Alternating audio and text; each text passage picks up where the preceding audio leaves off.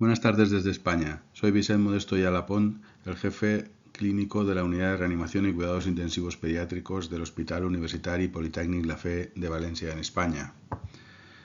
Siguiendo con las charlas que me han correspondido en este curso SLACIP de Generalidades de la Investigación Clínica, que versan sobre el método científico en medicina clínica, los fundamentos de la inferencia estadística, y que hemos estructurado en estas 7 partes. Estamos estudiando con mucho detenimiento cómo se realiza la inferencia estadística, cuál es la base lógica en la deducción que hay para hacer una contrastación de hipótesis mediante el experimento. Y vimos que tenía tres fases. La primera fase comprobábamos si se cumplía nuestra predicción, es decir, la hipótesis nula. Y en la segunda, si se cumplían los supuestos auxiliares. Y en la tercera veremos si se cumplen las condiciones iniciales.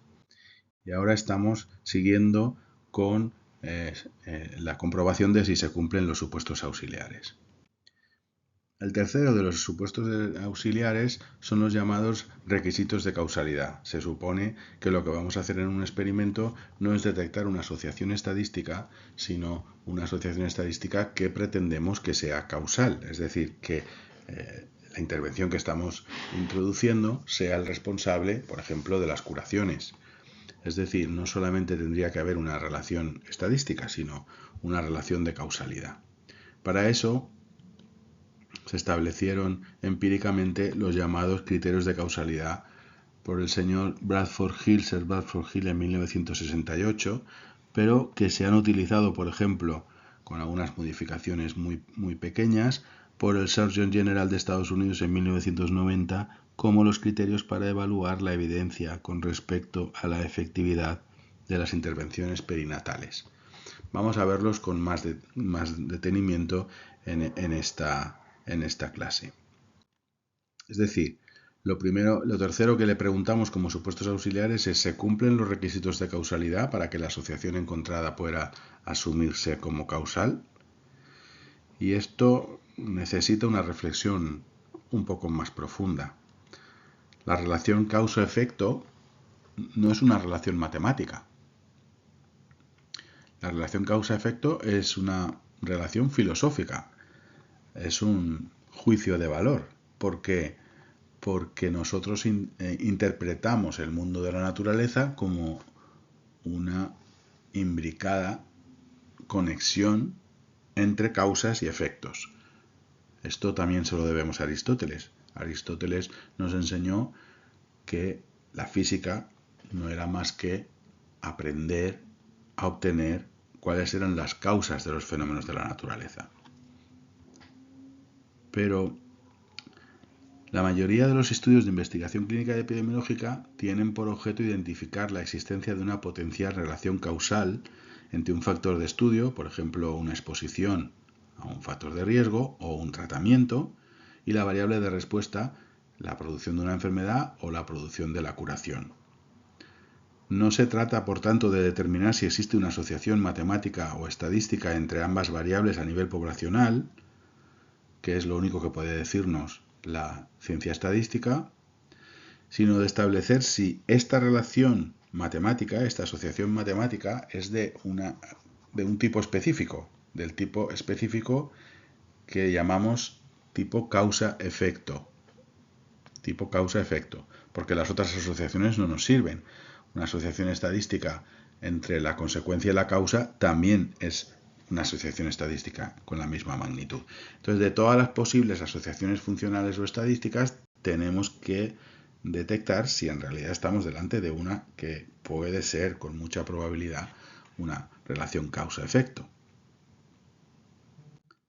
En realidad, el papel de la epidemiología, como el de la física que hemos hablado, es establecer relaciones causales en medicina. Así, por ejemplo, buscamos si un tratamiento causa tiene como efecto una curación, o si un factor de riesgo causa tiene como efecto una enfermedad, o si un factor pronóstico tiene como efecto la mortalidad. Son todas relaciones causa-efecto que intentamos detectar mediante la epidemiología, el estudio de las enfermedades. Pero todo el mundo sabe, asociación no es causación. este es un mantra que se repite hasta la saciedad y que probablemente no se repita bastante, porque asociación matemática tiene que ver con lo que llamamos el concepto de función. Una función no es más que una transformación de una variable, del valor de una variable, en otra, y esto es lo que matemáticamente se llama una asociación. Hay una asociación funcional entre dos variables. Y esto es lo único que puede detectar la matemática, la rama de la matemática que estudia la estadística. Lo único que puede detectar es una función, una asociación matemática, pero no una relación causa-efecto, que no es más que una apreciación que los humanos hacemos de la relación entre esas dos variables. Por ejemplo, el peso es una función de la altura. Hay una relación matemática que liga una correlación entre el peso y la altura y se puede establecer que el peso se puede hallar como una función de la altura, una regresión, por ejemplo. Se pretendió que el cáncer de mama era una función del tratamiento hormonal sustitutivo. O, en el pasado también se postuló que el cáncer de pulmón era una función matemática del hábito tabáquico, o el cáncer de páncreas una función o una asociación del consumo de café, o, por ejemplo, la leucomalacia periventricular del recién nacido, una función de la hiperventilación. Pues bien, conforme han ido pasando los años y las investigaciones clínico-epidemiológicas, nos hemos dado cuenta de que realmente la causalidad es un concepto filosófico, que tiene que ver solo con nuestra concepción del mundo. Nosotros entendemos el mundo como una serie de relaciones causa-efecto, y así el peso y la altura tienen una función matemática, pero son una correlación, no es una relación causal. La terapia hormonal sustitutiva se asocia con el cáncer de mama y se asocia en una relación que sí es causal. O el tabaco tiene una asociación que sí es causal con el cáncer de pulmón. Sin embargo, el cáncer de páncreas no está causado por el café, ni la leucomalacia periventricular por la hiperventilación. Esas son unas relaciones, unas asociaciones debido a una existencia de unos factores de confusión, pero no son relaciones causales. Así que normalmente la epidemiología, los médicos, para el resto del mundo, damos un poco la impresión de este chiste de Jim Borgham, que parece que tengamos 3 ruletas y damos vuelta a una y, por ejemplo, el ejercicio puede causar, damos vuelta a la otra, glaucoma, en varones obesos. Y parece que lo que estamos haciendo simplemente es jugar a las ruletas. Y eso nos quita un poco de prestigio científico. Porque hay varias posibilidades. Cuando se detecta la asociación entre dos variables, puede ser debida al azar del muestreo. Es decir, es una asociación que encuentras en tu muestra, pero que no está a nivel poblacional. Esto puede ser. Y de hecho, como ya vimos, hay un 5% de probabilidades de que lo que nosotros al final en el resultado del ensayo vemos como una relación causal, en realidad sea un truco del azar, sea debido solo al azar. Y ese es un límite, el error tipo 1, que ya lo sabemos de antemano. Es decir, puede haber una relación en nuestra muestra, pero no a nivel poblacional. O puede ser una asociación espúrea. Espúrea es debida al ya famoso sesgo de confusión. Es decir, es una asociación que se da a nivel poblacional, pero está producida por causas comunes a las variables estudiadas. Ahora veremos con detalle un ejemplo de variable de confusión. Puede ser que exista una asociación funcional que se dé a nivel poblacional, pero que se deba solo a factores de confusión. Por eso debemos de quitar todos los factores de confusión para encontrar si existe la verdadera y pura asociación causal entre la variable que estamos estudiando como causa y el resultado que estamos estudiando como consecuencia. Y finalmente la tercera puede ser verdaderamente una asociación causal. Y en este momento lo que se aplica son los llamados criterios de causalidad. Si encontramos una asociación que sea estadísticamente significativa, lo cual quiere decir que al 5%, pero que asumimos que no es producida al azar, que es lo único que nos dice el valor P, lo único que nos dice la estadística frecuentista, es que el azar no es una causa de lo que está pasando. No nos dice la causa del resultado es la variable de intervención, no, solo nos dice el azar no es la causa. Y probablemente para poder excluir los sesgos de confusión debemos de ponerle otros factores a la relación, estudiar otros factores en la relación causal. Por ejemplo, imaginémonos que llegamos a la conclusión, queremos estudiar si tener los dedos amarillos, amarillo-naranja, es causa del cáncer de pulmón. Esta relación la estudiamos mediante un muestreo, un estudio de cohortes, y en este estudio de cohortes tenemos gente con dedos amarillos, gente sin dedos amarillos, y estudiamos cuáles de ellos tienen cáncer de pulmón. Y los números son los que están representados en esta tabla del 2×2. Si solo tenemos en cuenta la relación entre estas dos variables, tener los dedos amarillos y el cáncer de pulmón, y nos vamos a un ordenador y calculamos el G² de esta tabla de 2×2, pues entonces claramente va a haber una significación estadísticamente muy importante, 0,000 en el G², y podríamos acabar concluyendo que los dedos amarillos son causa del cáncer de pulmón, porque nos sale una asociación estadísticamente muy significativa. Claro, esto sería un desastre. Es decir, los números son esos números, pero lo importante no es los números, lo importante es, pero se ha intentado excluir todos los factores de confusión, porque esta relación estadísticamente significativa puede ser espuria. ¿Cómo hacemos eso? ¿Cómo quitamos los factores de confusión? Pues normalmente hacemos una aleatorización, es decir, asignamos aleatoriamente un tratamiento a un grupo y otro tratamiento al otro grupo. Como en las ciencias no deterministas el azar es lo opuesto a la causalidad, si encontramos cáncer de pulmón no es que haya habido una causa. Puede haber surgido un cáncer de pulmón por azar.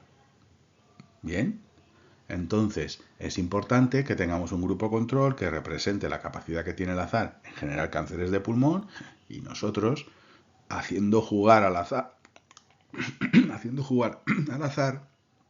en un momento determinado del diseño, podamos encontrar si la causa que nosotros tenemos como la candidata a ser la causa, por ejemplo, los dedos amarillos, produce el cáncer de pulmón con más poder, con más potencia que el azar. Esto, que se ve muy fácil cuando lo que quieres estudiar es un fármaco o un tratamiento porque vas a beneficiar al paciente, muchas veces es imposible de hacer. Sobre todo porque somos médicos, y después de lo que pasó con los médicos alemanes en la investigación que hicieron sobre los judíos en la Segunda Guerra Mundial y todo lo que pasó con el juicio de Nuremberg, nosotros hemos vuelto a lo que nos enseñaba Hipócrates, es decir, nosotros tenemos un conocimiento que vamos a generar, pero siempre va a estar sometido a la ética. Entonces, cuando lo que queremos estudiar es una relación causal que va a producir un daño en nuestro paciente, por ejemplo, el cáncer de pulmón, pues no es ético que autoricemos a la gente a fumar o no fumar. Así que por diseño y por ética, algunas veces las relaciones causales que queremos estudiar no se pueden estudiar con un ensayo clínico aleatorizado. Bien, entonces, ¿qué hacemos cuando no es posible aleatorizar la variable independiente? Pues entonces hay que estudiar mucha estadística y mucha matemática, porque la única manera de manejar los factores de confusión es mediante análisis multivariable. El análisis multivariable, que se puede complicar hasta el infinito, pero que básicamente se utiliza o bien la estandarización, o bien la estratificación, o bien los modelos multivariables. Los modelos multivariables que más se utilizan cuando la variable de resultado que utilizamos es una medida continua es la regresión lineal múltiple, puede ser lineal o cuadrática, pero es una regresión múltiple. Cuando la variable de resultado es binaria, utilizamos la regresión logística, y cuando la variable de resultado es un tiempo de supervivencia, utilizamos la regresión de Cox. Bien, esta es la única manera, cuando no podemos aleatorizar la variable de causa, la variable independiente, que tenemos de intentar utilizar factores para bloquear los factores de confusión, técnicas para bloquear los factores de confusión. Bien, el problema es que estas técnicas estadísticas y matemáticas muy complicadas verdaderamente solo son capaces de evitar la confusión producida por las variables que hemos podido medir o que hemos medido y que se introducen y que están en nuestra base de datos y que introducimos activamente en el análisis. El teorema central del límite funciona para todas las variables, lo veremos en la próxima sesión. Pero los modelos multivariables siempre pueden dejar una confusión residual. Siempre puede haber un factor de confusión que, porque no lo sabemos, incluso porque aún no se ha descubierto, no lo hemos medido, no lo tenemos en nuestra base de datos, no lo introducimos en el modelo multivariable y no lo podemos controlar en nuestro análisis de la confusión. Bien, es decir, cuando no podamos aleatorizar la muestra, siempre tenemos que sospechar que existe un factor de confusión que nos puede estar confundiendo en la relación causal. Así que siempre deberíamos aplicar una técnica estadística de control de la confusión, y las más potentes son los estudios multivariables. ¿Cómo funciona un estudio multivariable? Pues un estudio multivariable es más o menos ver el problema desde diferentes dimensiones. Imagínese usted que se van a comprar un coche y no le tienen el coche para verlo. Entonces el vendedor del coche les enseña un plano del coche y les dice: mire, le voy a enseñar la vista frontal, le voy a enseñar la vista posterior, la vista lateral y la vista superior. Y con estas dimensiones usted se hace una idea de cómo es el coche que ha de comprar. Es decir, lo que hacemos es dividir el problema, en vez de estudiar solo dos variables, la causa y la consecuencia, el problema le introducimos otros posibles factores de confusión, y lo que estamos haciendo es dividir el problema en dimensiones. Es decir, estudiar muchas dimensiones del problema y comprobar cómo se comporta esa relación asociación matemática estadísticamente significativa con cada una de las dimensiones. Por ejemplo, imagínense el problema que teníamos. Nosotros queremos estudiar si los dedos amarillos producen cáncer de pulmón, y no nos hemos dado cuenta de que hay un factor que es una causa común a los dedos amarillos y al cáncer de pulmón, que es claramente el tabaco. Las personas que fuman mucho tabaco tienen los dedos amarillos, los cigarrillos les tiñen los dedos de naranja, y el tabaco es una causa del cáncer de pulmón. Es decir, el tabaco es el factor de confusión en esta relación, porque claramente la persona es una causa común a la causa que nosotros tenemos como sospechosa de la causa en esta relación que queremos estudiar y de la consecuencia, el cáncer de pulmón. Y claramente el tabaco tiene que ser bloqueado, el efecto del tabaco, para estar seguros de que controlando por el efecto del tabaco son los dedos amarillos los que verdaderamente producen cáncer de pulmón. Y cuando hagamos esto nos daremos cuenta de que no. Con que nos había salido un G cuadrado estadísticamente muy significativo, porque G cuadrado no es más que una estadística bivariable, causa-consecuencia, pero introducimos una tercera dimensión, que es la relación de ambas dos variables con una tercera, que es el tabaco, y controlamos el tabaco, nos daremos cuenta de que la relación entre los dedos amarillos y el cáncer de pulmón no se producía directamente por una causalidad directa, sino a través de la causa común a las dos, que es el consumo del tabaco. Es decir, la regresión multivariable, nosotros tenemos una ecuación y uno sumando, que la hacemos como si fuera un polinomio, sumando varias dimensiones, ¿de acuerdo? Y vemos su resultado sobre el cáncer de pulmón. Esas dimensiones, en este caso, por ejemplo, es tener los dedos amarillos, si no, fumar tabaco y, por ejemplo, la edad, el sexo y otras medidas. Bien. Y vemos cómo estas diferentes medidas afectan al cáncer de pulmón. Y ahora lo que hacemos con un modelo multivariable es fijar todas las variables que pueden estar influyendo, todos los factores de confusión, salvo uno.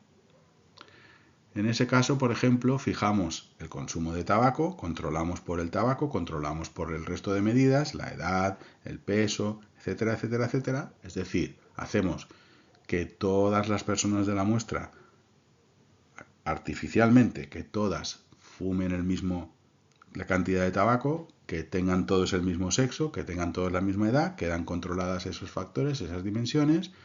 El problema lo hemos desplegado en varias dimensiones y ahora controlamos todas las dimensiones menos una sola y cambiando los dedos amarillos de tenerlas a no tenerlos, miramos a ver la repercusión que eso tiene sobre el cáncer de pulmón y nos damos cuenta de que no hay significativamente más cáncer de pulmón si el paciente tiene los dedos amarillos o no, cuando estamos bloqueando el efecto del tabaco, de la edad y del sexo. Supongamos, por ejemplo, que queremos saber si es el sexo o la edad, otras de las mediciones de nuestra base de datos, las que verdaderamente producen el cáncer de pulmón. Entonces lo que hacemos es bloqueamos el efecto de los dedos amarillos, bloqueamos el efecto del tabaco y cambiamos esas otras medidas. Por ejemplo, todos los pacientes tienen los dedos amarillos, todos los pacientes fuman el mismo número de cigarrillos y ahora miramos a ver si cambiar el sexo tiene alguna repercusión sobre la probabilidad de tener cáncer de pulmón. Y nos damos cuenta de que no. De que si bloqueamos los dedos amarillos, si bloqueamos el tabaco y si bloqueamos, por ejemplo, la edad, el cambio del sexo, ser chico o chica, no cambia el cáncer de pulmón. Eso quiere decir que estamos bloqueando hemos desplegado en las dimensiones y bloqueando unas dimensiones solo cambiamos una y miramos a ver su repercusión. Finalmente, imaginemos que ahora bloqueamos los dedos amarillos, todo el mundo tiene los dedos amarillos, no hay nadie sin dedos amarillos, bloqueamos la edad, bloqueamos el sexo, pero cambiamos el número de cigarros que fumamos. Y al cambiar el tabaco es cuando encontramos la repercusión sobre el cáncer de pulmón. ¿Eso qué quiere decir? Quiere decir que controlando por el resto de factores de confusión que hemos introducido en nuestra base de datos, nos damos cuenta de que hay una relación estadísticamente significativa e independiente, por eso se llama independiente, porque es una dimensión completamente independiente de las demás, sobre la aparición del cáncer de pulmón. Y esto, el hecho de que estemos bloqueando los factores de confusión mediante un estudio multivariable, es uno de los supuestos auxiliares que tenemos que asegurar cuando no podemos aleatorizar el tabaco. Ojalá pudiéramos. Probablemente en los animales se haya cambiado la dosis de tabaco, de humo de tabaco, y se haya comprobado mediante un ensayo clínico que se produce más cáncer de pulmón, pero nosotros no lo podemos hacer. Tenemos una cosa por encima de nuestro afán de conocimiento que es la ética y no vamos a hacer daño a ninguno de los pacientes. No es ético investigar este tipo de relaciones cuando lo que vamos a producir es un daño. Solo es ético cuando lo que pensamos que vamos a producir es un beneficio y cuando el que va finalmente a aplicar el tratamiento es el azar y además cuando prometemos que haremos los análisis intermedios y en cuanto veamos que hay uno de los tratamientos que ya es efectivo, acabaremos el estudio y a todos los pacientes le daremos el tratamiento efectivo. Es decir, volviendo al tema, ¿se cumplen los supuestos de los requisitos de causalidad? Tendremos que asegurarlo para asegurar estos supuestos auxiliares. Es decir, ¿se puede interpretar la relación que encontramos estadística como una relación causa-efecto? Pues bueno, la mejor manera de hacerlo es mirar a ver, como si fuera un checklist, si se cumplen los llamados criterios de causalidad de Austin Bradford Hill de 1965. Estos criterios surgieron cuando se estaba intentando demostrar que el tabaco era la causa del cáncer de pulmón. Cuando el gobierno americano intentó, hacer un juicio contra las empresas tabaqueras sacaron un argumento absolutamente irrefutable. Nunca se va a demostrar que el tabaco es causa de cáncer de pulmón en humanos, porque las empresas tabaqueras sabían que no se puede hacer por razones éticas el ensayo clínico. Así que tenían razón. No se les puede a ellas poner una responsabilidad penal, judicial, porque no se podrá nunca saber si en humanos el tabaco es la causa del cáncer de pulmón. Y entonces, para no dar esta imagen que digo, parece a veces el dibujo de Jim Borman, el señor Austin Bradford Hill fue llamado por el gobierno americano, por el Surgeon General, en 1965, y escribió una carta, y en esa carta explicó a todo el público lo que le había explicado al Surgeon General en el caso del tabaco del cáncer de pulmón. Y estableció una serie de criterios que cuando se cumplen, aunque no tengamos el ensayo clínico en humanos, por razones éticas la mayoría de las veces, se puede asumir que lo que tenemos delante es una relación de causalidad.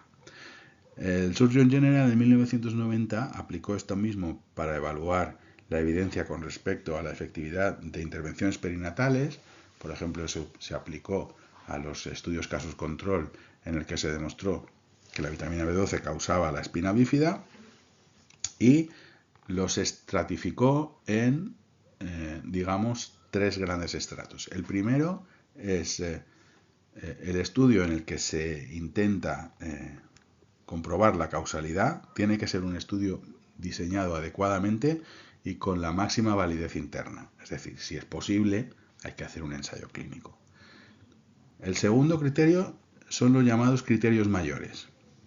Y el más importante de todos es la precedencia temporal correcta. Es decir, una de las características filosóficas que tiene la relación causa-consecuencia es que sí y solo sí los humanos entendemos que una relación es causal, sí y solo sí la causa antecede temporalmente a la consecuencia. Ninguna de las relaciones causales, y en esto hay un problema con alguna de las cosas que están descubriendo los físicos cuánticos, emparejamiento cuántico y otra serie de fenómenos cuánticos, parece que están violando un poco esta característica, pero en el resto de la física que llevamos estudiando desde Aristóteles, los humanos siempre hemos exigido, para poner la etiqueta de relación causal, que la causa sea anterior en el tiempo a la consecuencia. Si la causa y la consecuencia coinciden en el tiempo, probablemente no tengamos que etiquetar esa relación de causal. Es decir, una intervención puede ser considerada causa de la reducción del riesgo de una enfermedad si y solo si aquella intervención se aplicó antes del momento en el que se desarrolló la enfermedad. Y para eso, para asegurar la precedencia temporal correcta, los criterios de causalidad de Bradford Hill exigen que el estudio en el que se vaya a demostrar esa precedencia temporal tiene que ser un estudio prospectivo. Muy importante. El requisito de que sea un estudio prospectivo, los ensayos clínicos cumplen este requisito, es para asegurar el criterio mayor más importante de la causalidad, que primero se produce la causa, que es la variable con la que montamos los grupos del estudio prospectivo. Cuando no podemos hacer aleatorización por razones éticas, pues montamos un grupo de fumadores y un grupo de no fumadores y lo seguimos en el tiempo, pero claramente se tiene que montar de manera prospectiva. Tiene que ser la variable de causa la que monte los grupos. Y luego lo seguimos para encontrar el resultado, para asegurar la precedencia temporal correcta.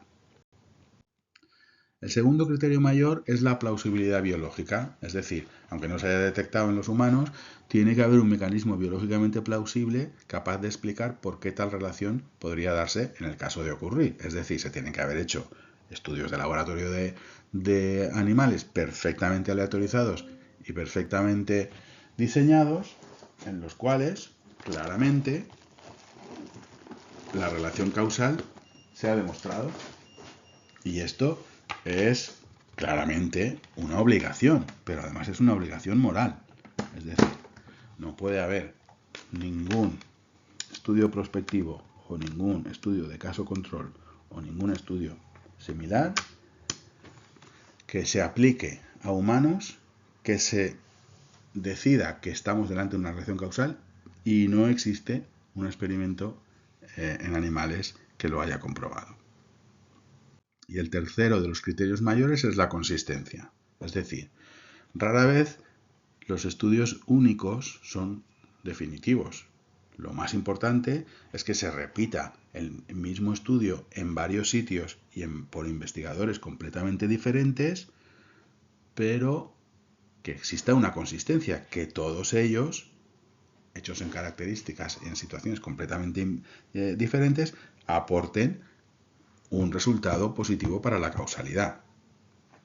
Si los resultados son inconsistentes, primero deberíamos estudiar la calidad metodológica de esos estudios, está claro.